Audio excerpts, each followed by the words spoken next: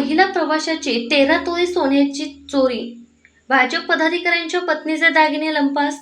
लग्नसराईचा हंगाम आणि उन्हाळी सुट्ट्यांमुळे बस स्थानकांवर वाढलेल्या गर्दीचा फायदा घेत अज्ञात चोरट्यांनी महिला प्रवाशांच्या पिशवीत तब्बल 13 तोळे सोन्याचे दागिने लंपास केल्याची धक्कादायक घटना सांगली बसस्थानक परिसरात घडली आहे. या घटनेमुळे प्रवाशांमध्ये भीतीचे वातावरण निर्माण झाले असून पोलिसांनी गुन्हा दाखल करून तपास सुरू केला आहे.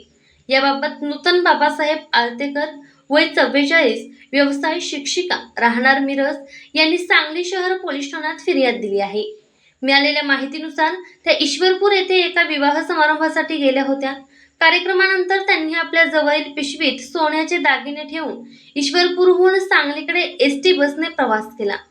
सांगली बस स्थानकात उतरल्यावर गर्दीत कोणीतरी पिशवी ओढल्यासारखे जाणवल्याने त्यांनी पिशवीची तपासणी केली असता पिशवीवरून फाटलेली दिसून आली.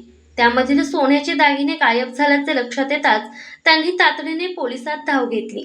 चोरीस गेलेल्या दागिन्यांमध्ये अंदाजे 80 ग्रॅमचे सोन्याचे गंठण, 30 ग्रॅमचा राणीहार तसेच 20 ग्रॅम वजनाचे कानातील झुपे व साखळीचा समावेश असून एकूण सुमारे 6,50,000 रुपयांच्या दागिन्यांवर चोरट्यांनी हात साफ केला आहे.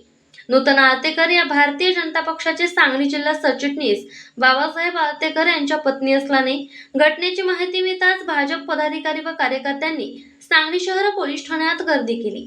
पोलिसांनी अज्ञात चोरट्यांविरोधात गुन्हा दाखल केला असून बसस्थानक परिसरातील सीसीटीव्ही फुटेजच्या आधारे तपास सुरू आहे.